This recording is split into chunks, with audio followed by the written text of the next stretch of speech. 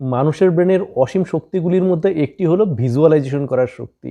ভগবান বুদ্ধ বলেছিলেন মানুষের জীবনে যে চ্যালেঞ্জগুলি আসে সেই চ্যালেঞ্জগুলি আসলে কোনো চ্যালেঞ্জই নয়, কিন্তু মানুষ তার কল্পনা শক্তির দ্বারা তাদের এই চ্যালেঞ্জগুলিকে বিপদে পরিণত করে।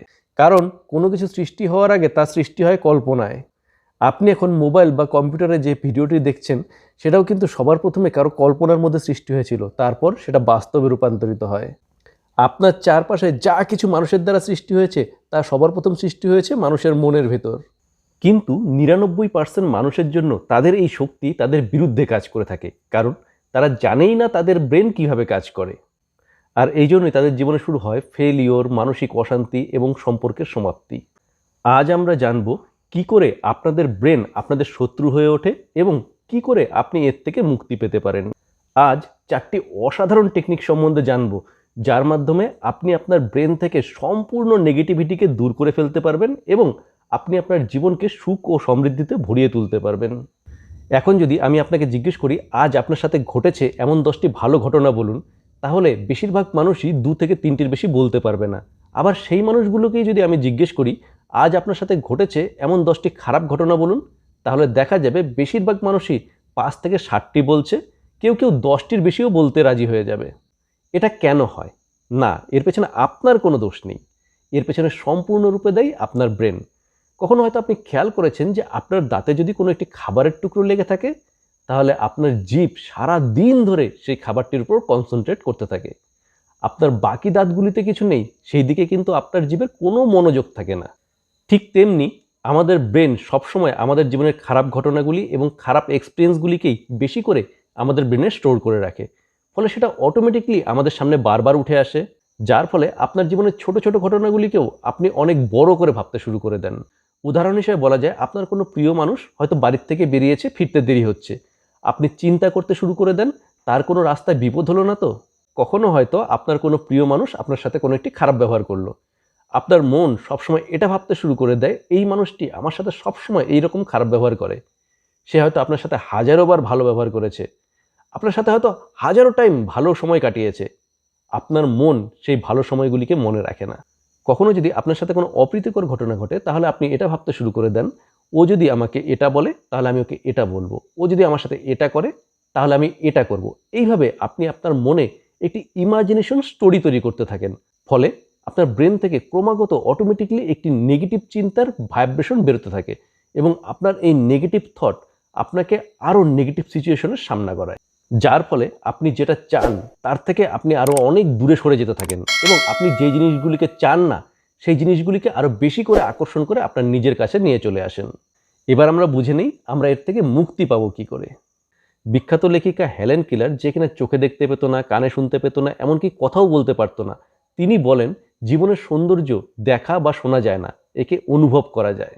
মানুষ সেই জিনিসটাকেই বদলাতে পারে যে জিনিসটার সম্বন্ধে সে অবগত থাকে। কোনো বদমেজাজি মানুষ, কোনো খিটখিটে মানুষ কিংবা কোনো অলস মানুষ তাদের এই সমস্যাটাকে কোনো সমস্যা বলেই মনে করে না, তাই তাদের জীবনে কোনো পরিবর্তনও ঘটে না। তাই আপনাকে বুঝতে হবে আপনার মাথায় যে অটোমেটিকলি চিন্তাগুলি আসে তার 90%ই নেগেটিভ, এবং আপনি যে অটোমেটিকলি ইমাজিনেশন ওয়ার্ল্ডে বাস করেন সেই ইমাজিনেশন ওয়ার্ল্ডটাও প্রায় নেগেটিভ। আপনার জীবনে বেকারতা, অলসতা, সঠিক সিদ্ধান্ত নিতে না পারা, এমনকি সম্পর্কের সমস্যার জন্যও দায়ী আপনার এই ভিজুয়ালাইজেশন বা ইমাজিনেশন ওয়ার্ল্ড। নিউরো সায়েন্টিস্টরা বলেন আমাদের ব্রেনের ফ্রন্টাল কর্টেক্সের মাধ্যমে আমরা যে কোনো বিষয়ে সচেতন হতে পারি, একে মেটাকগনিশন বলে। যখনই আমরা কোনো বিষয়ে সচেতন হই তখনই আমাদের নেগেটিভ চিন্তার উপর বাধা সৃষ্টি হয় এবং ধীরে ধীরে আমাদের নেগেটিভ চিন্তাগুলি পজিটিভে রূপান্তরিত হতে শুরু করে দেয়। তাই নিজের চিন্তা সম্বন্ধে অবগত হন। আপনি চাইলে অ্যাফার্মেশন বলে বা লিখে অথবা ধ্যানের মাধ্যমে আপনি এর থেকে মুক্তি পেতে পারেন, অথবা কোথাও শান্ত হয়ে বসে আপনার চিন্তাগুলির উপর লক্ষ্য রাখতে পারেন। দ্বিতীয় পদ্ধতিটি হলো মাসেল রিল্যাক্সেশন পদ্ধতি। আপনি খেয়াল করবেন আপনি যখন কোনো নেগেটিভ চিন্তা করেন তখন আপনার ব্রেনের সাথে সাথে আপনার বডির মাসেলগুলোও শক্ত হয়ে ওঠে। আপনাকে আপনার মাথার থেকে নেগেটিভ চিন্তাগুলিকে তাড়াতে হলে আপনাকে এর উল্টোটা করতে হবে, অর্থাৎ আপনার বডিকে রিল্যাক্স করতে হবে। আপনি যখন আপনার বডিকে রিল্যাক্স করে দেবেন তখন অটোমেটিকলি আপনার ব্রেন থেকে এই নেগেটিভ চিন্তাগুলি দূরে সরে যাবে। আবার অন্য কোনো উপায়েও যদি আপনার মাথার থেকে আপনি নেগেটিভ চিন্তাগুলিকে তাড়াতে পারেন, সেই ক্ষেত্রেও কিন্তু আপনার বডি রিল্যাক্স হয়ে যাবে। তৃতীয় যে পদ্ধতিটির কথা বলবো সেটা হলো replace negative thought with positive thought.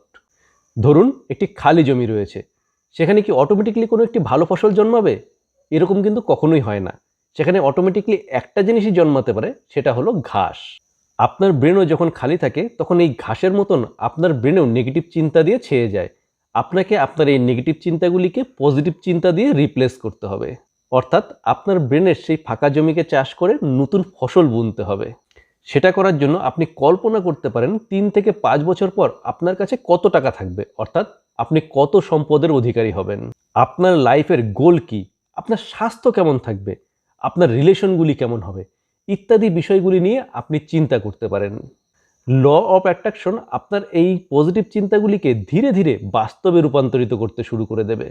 এটাকে আপনি যদি আরও ভালোভাবে করতে চান, সেই ক্ষেত্রে আপনি একটি ভিশন বোর্ড লাগাতে পারেন। আপনি অ্যাফার্মেশনকে ক্রমাগত বলতে বা লিখতে পারেন। আপনি যদি না জানেন যে কি করে ভিশন বোর্ড বানাতে হয়, কি করে অ্যাফার্মেশন বলতে হয় বা লিখতে হয়, তাহলে ভিডিওর ডেসক্রিপশনে যান, সেখানে লিঙ্ক দেওয়া থাকবে, সেখানে ক্লিক করে আপনি দেখে নিন যে কি করে ভিশন বোর্ড বানাতে পারবেন এবং অ্যাফার্মেশনকে আপনি কি করে লিখলে বা বললে পরে সেটা বেশি কাজ দেবে। 4 নম্বরে যে টেকনিকটির কথা বলবো, এটা আমার সবথেকে ফেভারিট টেকনিক এবং এটা আমি সবসময় করে থাকি। এটা হলো অ্যালার্ম টেকনিক। আমি প্রতি 1 ঘন্টা পর পর আমার মোবাইলে রিমাইন্ডার দিয়ে রাখি বা অ্যালার্ম দিয়ে রাখি। সেই ক্ষেত্রে যখন এই অ্যালার্মটি বাজে আমি খেয়াল করি আমি কি চিন্তা করছিলাম, কোনো পজিটিভ না নেগেটিভ।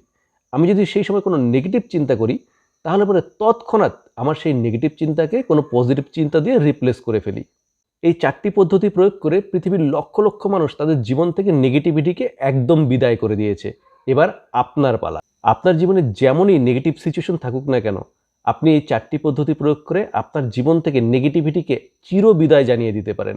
পরের দিন আমি আরেকটি ভিডিও বানিয়ে দিব, যার মাধ্যমে আপনারা বুঝতে পারবেন আপনাদের জীবনে কোন কোন সিচুয়েশনে এবং কেন এই নেগেটিভ চিন্তাগুলি আসে এবং সেখান থেকে আপনারা কি করে মুক্তি পেতে পারেন। তার সাথে সাথে আপনাদের এমন কিছু পজিটিভ অ্যাফার্মেশন দেব, যেটা প্র্যাকটিস করে আপনাদের জীবন থেকে নেগেটিভিটিকে চিরবিদায় জানিয়ে দেবেন এবং সবসময় পজিটিভ থাকতে পারবেন। আজ তাহলে এই পর্যন্তই। ভিডিওটি কেমন লাগলো তা অবশ্যই কমেন্ট করে জানাবেন। লাইক, শেয়ার ও সাবস্ক্রাইব করতে ভুলে যাবেন না।